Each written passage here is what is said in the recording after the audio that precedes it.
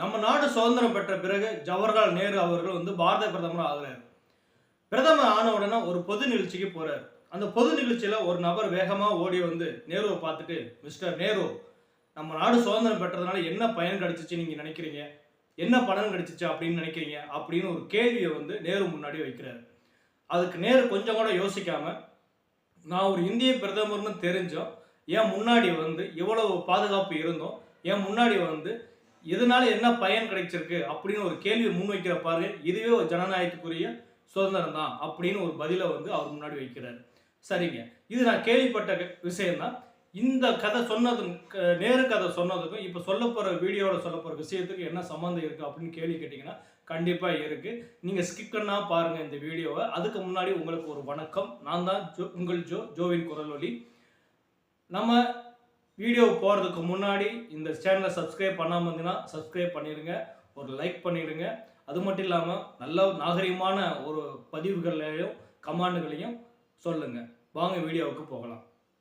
September 11ஆம் தேதி கோயம்புத்தூரில் ஒரு வர்த்தக ரீதியான ஒரு மீட்டிங் நடக்குது. அந்த மீட்டிங்கில் மத்திய நிதியமைச்சர் திருமதி நிர்மலா சீதாராமன் கலந்துக்கிறாங்க. அதே கூட்டத்தில் வானதி ஸ்ரீனிவாசனும் கலந்துக்கிறாங்க, கோயம்புத்தூர் எம்எல்ஏ அவர்கள்.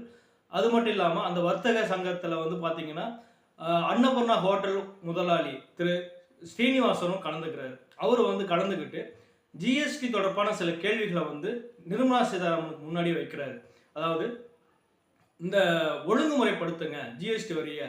அதாவது நம்ம கொடுக்குற பொருட்களை இப்போ பார்த்தீங்கன்னா பன்னுக்கு வரி கிடையாது, ஆனால் பன்னுக்குள்ள வைக்கிற அந்த க்ரீம் இருக்குதுங்கள அதுக்கு வரி போடுறாங்க.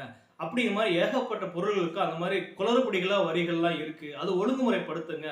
ஒன்று போடுறாங்க முழுசாக எல்லாத்துக்கும் போடுங்க, இல்லை குறைங்க அப்படிங்கிற மாதிரி ஒரு கேள்வியை முன் வச்சிருக்காரு. அது மட்டும் இல்லாமல் அங்கே இந்த வானதி ஸ்ரீனிவாசன் அவர்களையும், அவங்க என்னுடைய ரெகுலரான ஒரு வாடிக்கையாளர். அவங்க கடைக்கு வருவாங்க, டீ சாப்பிடுவாங்க, காஃபி சாப்பிடுவாங்க, காரம் சாப்பிடுவாங்க, இனிப்பு சாப்பிடுவாங்க. சாப்பிட்டு எல்லாமே என்கிட்ட சும்மா ஜாலியாக சண்டையும் போடுவாங்க. இதெல்லாம் ரேட் ஜாஸ்தி இருக்குது அப்படிங்கிற மாதிரிலாம் ஒரு விஷயத்த சொல்லியிருக்காரு. அதை வானதி ஸ்ரீனிவாசன் மறுத்துருக்காங்க. அதுக்குள்ளே நம்ம போக விரும்பலை. அது மட்டும் இல்லாமல் இன்னொரு கேள்விக்கு நிர்மலா சீதாராமன் ஒருத்தர் கேள்வி கேட்கும்போது குப்பை, இந்த இத்தனை குப்பைகளையும் உடனே கொண்டு வராதிங்க அப்படிங்கிற மாதிரி ஒரு வார்த்தையை விட்டுருக்காரு. விட்ட உடனே அதை சாரி அப்படிங்கிற வார்த்தையும் மன்னிப்பும் கேட்டிருக்காரு. ஆனால் மன்னிப்பு கேட்டாலும் இது ஒரு விவாதமாக போய்கிட்டு இருக்கு. அதாவது குப்பைன்னு ஒரு நபர் ஒரு கேட்குற கேள்வி குப்பைன்னு எப்படி அவங்க சொல்லலாம்? அது கடந்து போகவும் முடியாது. ஒரு பொறுப்புள்ள மத்திய நிதியமைச்சராக இருக்கிறவங்க கேள்விகளை அந்த கேள்விகளுக்கு பதில சொல்லத்தான் வேணுமே தவிர, சொல்லிட்டோங்கிறதுக்காக தப்பிச்சு அது தடங்களா ஆயிடுச்சு அப்படிங்கிற சாரி கேட்டால் மட்டும் அது முடிஞ்சிடாது அப்படிங்கிற விஷயமும் அதில் இருக்குது. அது உண்மைதான். அது யதார்த்தமாக நடக்கக்கூடிய விஷயமா இருந்தால் நம்ம அதை கண்டுக்காமல் அது நவுந்து போயிடலாம். இல்லை, அது எப்படி ஒரு மத்திய நிதியமைச்சராக இருந்துக்கிட்டு இப்படி ஒரு கேள்வி கேட்கலாம் அப்படின்னு விவாதத்துக்கு கொண்டு போனால் அது பெரிய விவாத மேடையாகவே மாறிடும். சரி வாங்க, அது வேண்டாம் நமக்கு இப்போதைக்கு. இதில் என்ன இப்போ நடந்திருக்கு அப்படின்னா, நிர்மலா சீதாராமன் அவர் கேட்ட கேள்வினால அவங்க மனம் கோவப்பட்டதாகவும், உடனே மறுநாள் ஸ்ரீனிவாசன் அவர்கள் நேரில் சந்தித்து மன்னிப்பு கேட்டதாகவும் பத்திரிகைகள் அவர் மன்னிப்பு கேட்டதை பிஜேபிக்காரர்களே வெளியிட்டிருக்காங்க. இதுக்கு அண்ணாமலை தரப்போ அந்த வீடியோ வெளியிட்டதுக்கு மன்னிப்பும் கேட்டிருக்காரு. இப்படியே மன்னிப்பும் தவறும் அப்படியே ஒருத்தருமை ஒருத்தர் குற்றம் சாத்திக்கிட்டே இருக்காங்க. நம்ம அதெல்லாம் விவாதத்துக்கு எடுத்துக்கலாமே தவிர அது எந்த அளவுக்கு கொண்டு போறாங்கன்னு எனக்கு தெரியல. ஆனால் இதில் என்னன்னா, ஒரு பொறுப்புமிக்க மத்திய அமைச்சராக இருக்கிறவங்க எதிர்த்த மாதிரி ஒரு கேள்வி கேட்கும்போது அதுக்குள்ளேயே பதிலை சொல்லி ஆகணும்.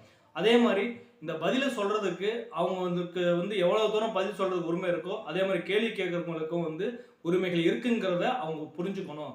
இதுல நம்ம அவங்க இவங்கெல்லாம் யாரையும் போட்டு இழுத்து சொல்ல வேண்டாம். இது நம்ம நல்ல ஒரு விவாதத்தை தான் கொண்டு வந்திருக்கோம். இதை பத்தின உங்களுடைய கருத்துக்களையும் பதிவுகளையும் இதுல நீங்க கமெண்ட் பண்ணுங்க.